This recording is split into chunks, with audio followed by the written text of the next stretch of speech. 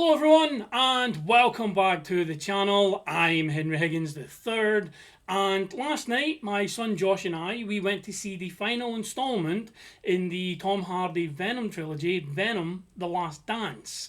Now this will be a spoiler-free review, so only moments shown or mentioned in the release trailers will be discussed here. Transition!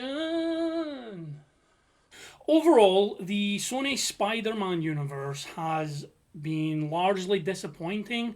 I don't think that's a hot take to have.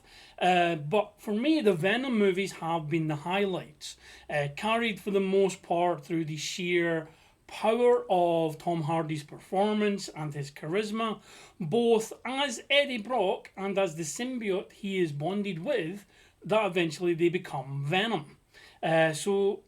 Going back to the original Venom 2018, the big worry going into the first movie was how could they have Venom without Spider-Man? Since the formation of the character in the comics at least was so inextricably linked with the symbiote's experiences with and then rejection by Spider-Man, coupled with Brock's own downfall as a journalist due to Peter Parker exposing him for the Sin Eater controversy. But those fears were allayed in the first movie, as they did a fantastic job of giving us an accurate version of Venom in look, size, demeanour, etc. in every other way. This means that by the time of Venom: The Last Dance, while the desire for the titular anti-hero to meet a version of Spider-Man, and personally I'd love it to be Andrew Garfield, that desire will always remain, but the interaction isn't needed for the story or the character as he's presented in these movies. So getting on to the film itself, as the trailers intimate, the third chapter begins around the time of the post-credit scene from Spider-Man No Way Home. Our buddy twosome returning from 616 to their own universe and shedding a little bit of symbiote, which is how they reproduce in both the comics and in universe 688, where the movies are actually set, the Venom movies are set. And this sets up the initial antagonist of the story, Commander Rex Strickland, who is played fantastically by Chiwetel Ejiofor. Now, from there, from that introduction, from that opening, the film zips along at a great pace, with no scene or story beat really overstaying its welcome, as Venom seeks to travel from Mexico to New York City, specifically the Statue of Liberty, because after the events of Let There Be Carnage, they cannot return to San Francisco. They are wanted fugitives. Now, as expected, the chemistry between Tom Hardy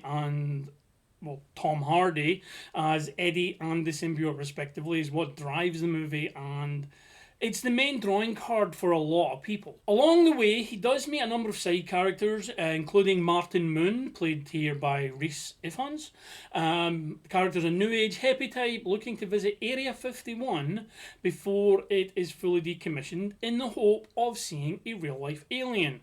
He's travelling by camper van along with his wife, an enthusiastic younger son who seems into all of this, and a completely bored with this shit older teenage daughter. In addition to those side characters, as shown in the trailer, we have a reunion with a beloved character from the previous two movies, who also had a brief cameo in Across the Spider-Verse in the form of Peggy Lu's Mrs. Chen.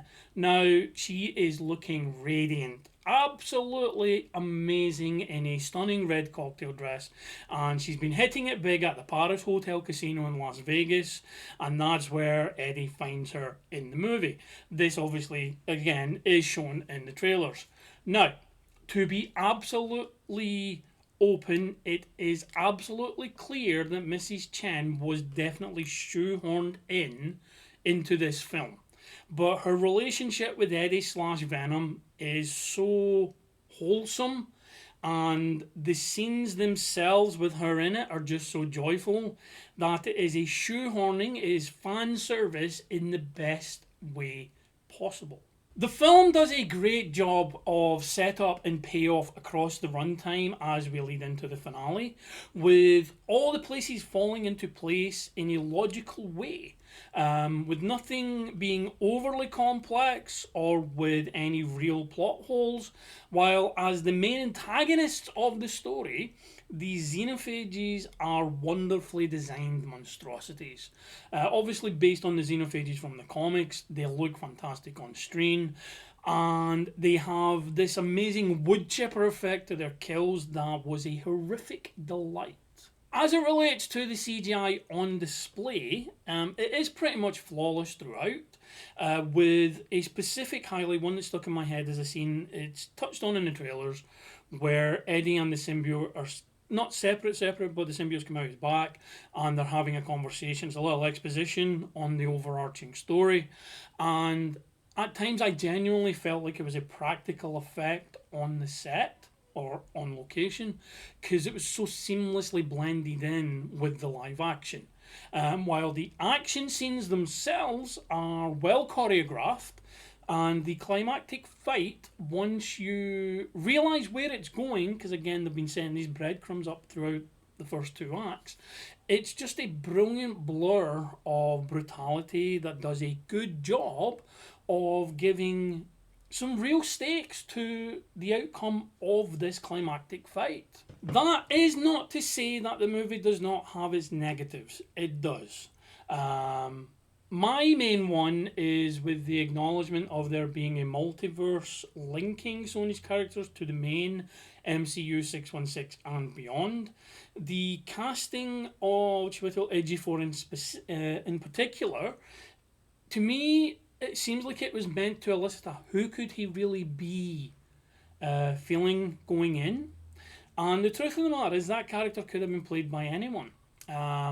As he is just Rex Strickland, there's no multiverse variant, which is, I suppose in a way, that is kind of a positive because everything multiverse at the moment. But why cast someone who we know exists in this expanded universe as at least two characters that we've seen already, with Mordo in the original Doctor Strange and Mordo in the Multiverse of Madness with the Illuminati, if there's no real payoff there. Now, don't get me wrong, he's a fantastic actor, but it just seems like that was a casting to elicit something that was never going to be there. Similar to the Morbius trailer when they had, because the Morbius trailer did so much that isn't actually in the movie. Specifically, there's a scene where Morbius walks past Spider-Man on the wall with Murderer, which would follow up from the Tom Holland Spider-Man being exposed as killing Mysterio, but with the Sam Raimi Spider-Man costume.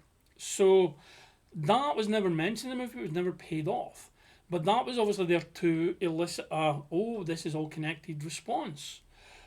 With regards to this, casting Chiwetel Ejiofor, to me was designed to do the same thing. Same for Rhys Ifans, as there is definitely an idea of having the viewer think of Dr. Connors from Amazing Spider-Man and obviously Far From Home as well, even though he only appeared very briefly in his human form in the latter. But as there is no link to anything external from the Venom universe, the character again could have been played by another actor without affecting the story. These may seem like nitpicks, but when we are working with multiple universes where actors played major characters in other stories, they're not just like background characters who you can easily cast as someone else. These were main characters in their own stories. The intent to evoke curiosity and linking them is obvious, and I personally don't like cheap bait and switches. Bait and switches can work when it's an effective payoff. These type of bait and switches are simply just to convince the audience to tune in for something they're never going to get. But that said, both actors, as you'd expect, are great in their respective roles, as are the other actors in the supporting cast. Juno Temple is fun as Dr. Teddy Paine. who's an amalgamation of like two characters from the comics. She's a character who gets her own little backstory, leading to a welcome payoff. Clark Backo, as her assistant Sadie, also shines when she's on screen, and she also has a welcome payoff. You'll feel like that a lot by the time you get to the end of the film, that there's welcome payoffs.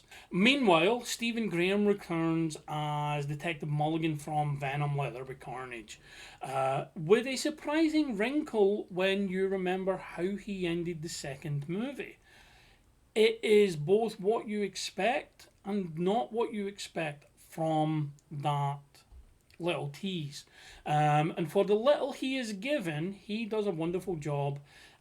He's really there to do the exposition for a lot of this, and he does a wonderful job with the expository dialogue that he has to relay. Helming the movie and replacing Andy Serkis, who was going to return to direct this third one, but thanks to the various situations such as the writer's strike and the Screen Actors Guild strike, he had some scheduling conflicts. So Kelly Marcel makes her directorial debut with this one, her feature film directorial debut, following her writing credits on the previous two Venom movies. She also wrote the screenplay for Venom: The Last Dance, so she has written all three of these movies. So even though she's new to the director's chair, she knows these characters, she knows this franchise, she knows what she's doing with this. And based on her work here, she is definitely going to be a safe pair of hands for Sony should they entrust her with any other projects that they have planned in this franchise or in the Sony Spider-Man universe. She did a fantastic job taking the chair on this one, and I would, if I saw her name as directed by on a future movie in the Sony universe, I would go into it with a little more confidence and a little more hope than I usually would for the other movies that have came out. But what about Andy Serkis himself? Well, he does feature in the film. He is the voice of Null. He is the King in Black himself. Now, in the comics, Null is a relatively recent character, having debuted only in August 2018. Which for a comic book character to establish himself and jump to the big screen isn't all that long. But he made such an immediate impression, not unlike Venom himself 30 years earlier in 1988, and was woven into so much unseen history in Marvel Comics, in the Marvel Comics timeline, while also giving the symbiotes a definitive origin and home planet, and introducing All Black the Necrosword, a version of which was seen in Thor Love and Thunder, though that was not the true Necrosword from the reports that have been given from the writers of both movies.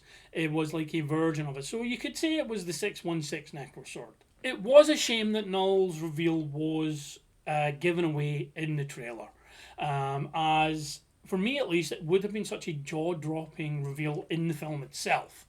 But as a word of warning, if you are going to see this movie excited for Null, they do him justice, so know that they do the character justice, but his screen time is more akin to Thanos at the end of the first Avengers in that post-credit scene.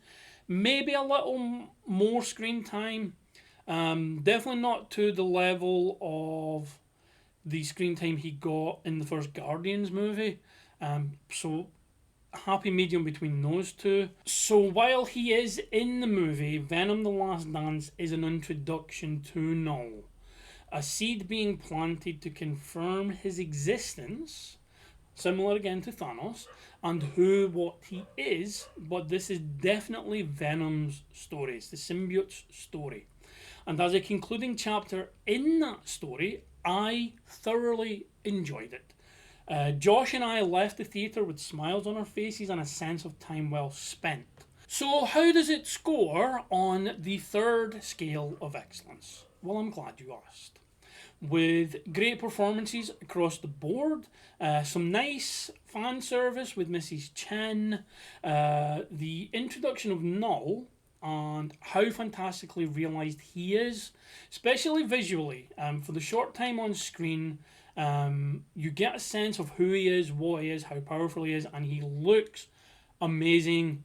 Very comic book accurate, again, from the brief time you see him. The great action in the film interspersed across the 3 acts of the movie. The solid payoffs on breadcrumbs dropped over the first 2 acts.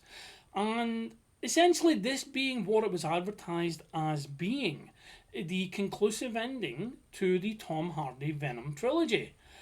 Well, as conclusive as a comic book ending can be. So with all of that taken into account, Venom The Last Dance, for me, is a 4-star movie. That score is helped immensely with the film having a runtime of around 90 minutes, sans credits, which is consistent for the series as a whole, meaning there's no bloat, and we move from scene to scene, story beat to story beat, with nary a frame wasted. The first Venom movie remains my favourite of the 3, followed by The Last Dance and then Let There Be Carnage bringing up the rear. Not that I didn't enjoy the second film, because I did, but Venom 2 was a bit more ham-fisted in its approach, especially to such a major villain in Carnage, and the story between him and Venom. And again, that one for me would have benefited with a Spider-Man being in there. But overall, as I say, the first Venom, part of that is obviously it's Venom on screen for the first time. There's that newness to it, which helps. But yeah, so the first Venom's my favourite. So if I'm putting them in order, it's Venom, Venom The Last Dance, and Venom Let There Be Carnage. But all 3 I really enjoyed, and all 3 I would recommend watching if you haven't seen the first 2 already. One last little thing, Venom The Last Dance does have a mid-credit scene and a post-credit scene. The former is a must-watch for the overarching story being told, while the latter is less essential, but it does give a hint to something if you look closely. Hints at something more if you pay attention, but it's a very brief thing, so you have to watch it. Most likely you'll catch it more on the home release or with spoiler reviews, spoiler Easter egg hunts, that kind of thing. But yeah, there's 2 credit scenes, a mid-credit and a post-credit scene. So just a heads up here, in case you're into those, you can stay and watch those. Transition! So there you have it, our spoiler-free review of Venom The Last Dance. So basically, to sum up, if you enjoyed the first Venom movie, chances are you'll enjoy the concluding chapter. If you didn't enjoy the first Venom movie, this is not going to change your mind on the series, and you're better off giving it a miss. But as mentioned in the review, I am firmly in the former camp, hence the 4 stars awarded here. Venom The Last Dance. Have you seen the movie? If so, leave your thoughts in the comments below, or if you are planning to see the movie, leave a comment below with your expectations going in. Up later in the year, we do have another visit to the Sony Spider-Man universe with Kraven the Hunter, which from the trailers I do have some mixed feelings about. One of the positives is the leaning into the R rating with the violence. Arad Johnson is definitely someone I enjoy watching in most of the films I've seen him in. Same with Russell Crowe. Russell Crowe looks like he's hamming it up in the best way possible. But there are some negatives from the trailer that will be discussed in a future video. But that'll do us for this one. So thank you for taking the time out of your day to spend it here with me. So please like and share the video. Subscribe to the channel. Have your symbiotic best friends subscribe to the channel. Look after yourselves, look after each other, and I will see you in the next video. Goodbye.